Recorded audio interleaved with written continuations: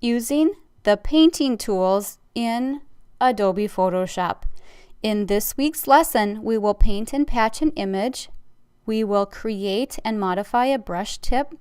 We're going to use the smudge tool and take a look at our brushes panel along with the libraries that we have and the effects that can be done with brushes.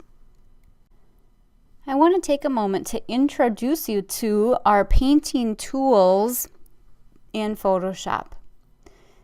So we'll start with the paintbrush. The shortcut keyboard command is B for brush. So remember that. That's going to be your most utilized painting tool, the paintbrush. Some other tools that we have down here, we have a blur tool, a sharpen tool, and a smudge tool. So the blur tool decreases the contrast between pixels, giving it a soft blurred look. Makes sense?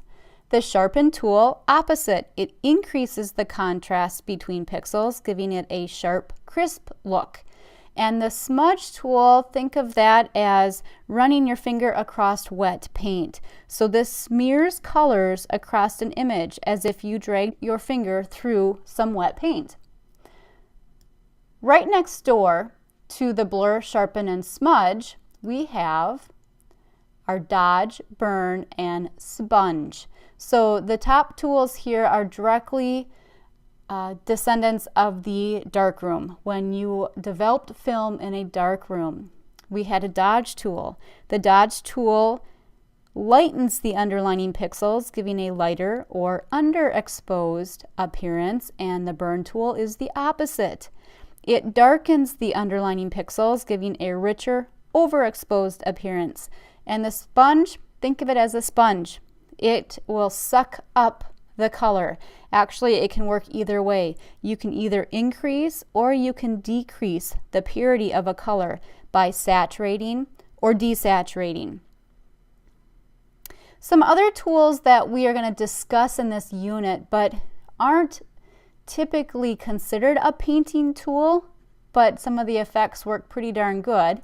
We have a spot healing brush, a healing brush, a patch tool, a content aware move tool, and a red eye tool.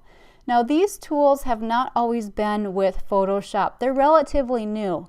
They can do some amazing editing as far as correcting, replacing pixels. So we are going to discuss those in this unit. When I have a brush or a painting tool active, I can use my brush panel. If you don't have your brush panel visible, you can go under Window and select Brush. So the brush panel stores my brushes. This is where I can select my brush tip. Photoshop also comes with many libraries of brushes. I can find many libraries online that I can put into Photoshop. So there are really endless possibilities as far as the types of brush that I want to use with my painting tools.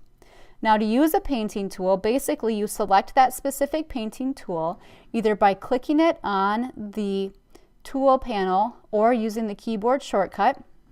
Once you have your painting tool selected, you're going to choose a brush tip.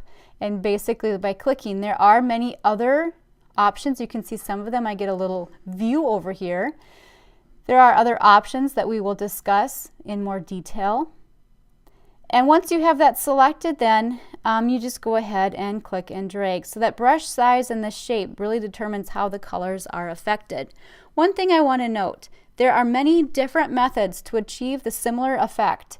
So in Photoshop, there's no method that's right or wrong. There's no method that's better than another. It really comes down to personal preference.